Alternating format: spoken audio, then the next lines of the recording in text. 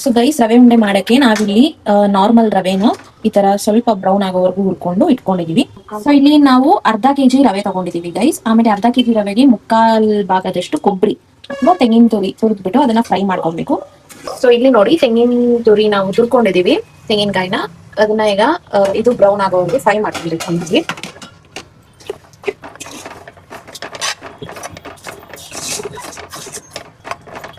So guys, ಈಗ ಕಾಯಿ fry ಆಗಿದೆ, ಅದಕ್ಕೆ ನಾವು ರವೆನ ಹಾಕೋಣ.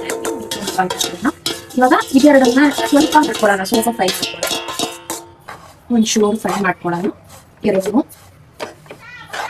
ಮತ್ತೆ ಇದಕ್ಕೆ ನಾವು ಶುಗರ್ ಪೌಡರ್ನ ಹಾಕೊಬೇಕಾಗುತ್ತೆ. ನಿಮ್ಗೆ ಎಷ್ಟು ಶುಗರ್ ಬೇಕು ನೋಡ್ಕೊಂಡು, ಸ್ವೀಟ್ ಜಾಸ್ತಿ ಬೇಕು ಅಂತಂದ್ರೆ ಜಾಸ್ತಿ ಹಾಕೊಳ್ಳಿ, ಕಡಿಮೆ ಬೇಕು ಅಂತಂದ್ರೆ ಕಡಿಮೆ ಹಾಕೊಳ್ಳಿ. ಆಮೇಲೆ ಇವಾಗ ಇದನ್ನ ಫ್ರೈ ಮಾಡ್ತಿರ್ಬೇಕಾದ್ರೆ ನಾವು ಒಂದ್ ಸ್ವಲ್ಪ ತುಪ್ಪನ ಹಾಕೊಳ್ಳೋಣ. ನೋಡ್ಕೊಂಡು ಹಾಕೊಳ್ಳಿ, ನಿಮ್ಗೆ ಎಷ್ಟು ಬೇಕೋ ಅಷ್ಟು. ಸೊ ಚೆನ್ನಾಗಿದ್ದಾರೆ, ಎರಡನ್ನೂ ಚೆನ್ನಾಗಿ ಮಿಕ್ಸ್ ಮಾಡ್ಕೊಂಡು. ಸೊ ಗೈಸ್, ನೋಡಿ, ಹಾಲು ಕಾಯಿಸ್ಕೊಂಡಿದೀವಿ. ಹಾಲು ಕಾಯಿಸಾದ್ಮೇಲೆ ಇದು ಆರಿದ್ಮೇಲೆ ನಾವು ಇದು ಉಂಡೆ ಕಟ್ಕೊಳಕ್ಕೆ ಯೂಸ್ ಮಾಡ್ಬೇಕು. ಸೊ ಈಗ ಇದು ಚೆನ್ನಾಗಿ ಮಿಕ್ಸ್ ಆಗಿದೆ. ಸೊ ಇವಾಗ ಲಾಸ್ಟ್ಗೆ ನಾವು ಇದಕ್ಕೆ ಆಡ್ ಮಾಡ್ಬೇಕಾಗಿರೋದು ಬಂದ್ಬಿಟ್ಟು ಶುಗರ್ ಪೌಡರ್ ಮತ್ತೆ ಏಲಕ್ಕಿ ಕೂಡ ಆಡ್ ಮಾಡಿ. ಏಲಕ್ಕಿ ಶುಗರ್ ಎರಡೂ ಪೌಡರ್ ಮಾಡ್ಕೊಂಡಿದೀವಿ ನಾವು. ಸೊ ಅದನ್ನ ಈಗ ಆಡ್ ಮಾಡ್ಕೊಂತ ಇದ್ದೀವಿ. ಸೊ ಚೆನ್ನಾಗಿ ಮಿಕ್ಸ್ ಮಾಡ್ಕೊಬೇಕು.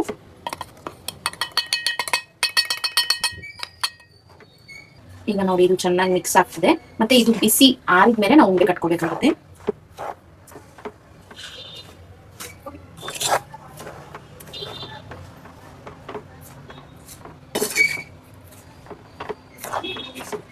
ಸೊ ಇಲ್ಲಿ ನೆಕ್ಸ್ಟ್ ಗೋಡಂಬಿ ಮತ್ತೆ ಬಾದಾಮಿ ನಾವು ಉಟ್ಕೊಂತಾ ಇದೀವಿ, ಅದ್ರ ಜೊತೆ ಮಿಕ್ಸ್ ಮಾಡೋಕ್ಕೋಸ್ಕರ ಇದನ್ನ ಚೆನ್ನಾಗಿ ತುಪ್ಪದಲ್ಲಿ ಇಟ್ಕೊಂತಾ ಇದೀವಿ. ಬಿಕಾಸ್ ಇದೊಂದು ಎಕ್ಸ್ಟ್ರಾ ಫ್ಲೇವರ್ ಟೇಸ್ಟ್ ಚೆನ್ನಾಗಿರುತ್ತೆ ಅಂತ ಹೇಳಿ.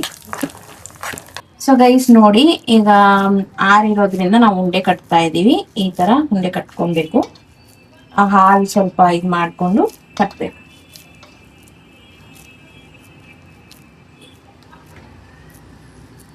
ಅಂಡ್ ಫೈನಲಿ ನೋಡಿ, ರವೆ ಉಂಡೆ ಹಿಂಗೆ ರೆಡಿ ಆಗಿದೆ. ಏನ್ ಸಕ್ಕದಾಗಿ ಕಾಣಿಸ್ತಿದೆ ನೋಡಿ.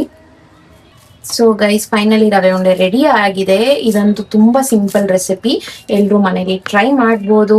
ಟ್ರೈ ಮಾಡಿ ಹೇಗಿದೆ ಅಂತ ಹೇಳಿ ಕಮೆಂಟ್ ಅಲ್ಲಿ. Thank you so much for watching. Next mini vlog ಅಲ್ಲಿ, ಕುಕಿಂಗ್ ವ್ಲಾಗ್ ಅಲ್ಲಿ ಸಿಗ್ತೀನಿ ನಾನು ನಿಮ್ಗೆ. ಅಂಟಿಲ್ ದೆನ್ ಟೇಕ್ ಕೇರ್, ಬಾಯ್.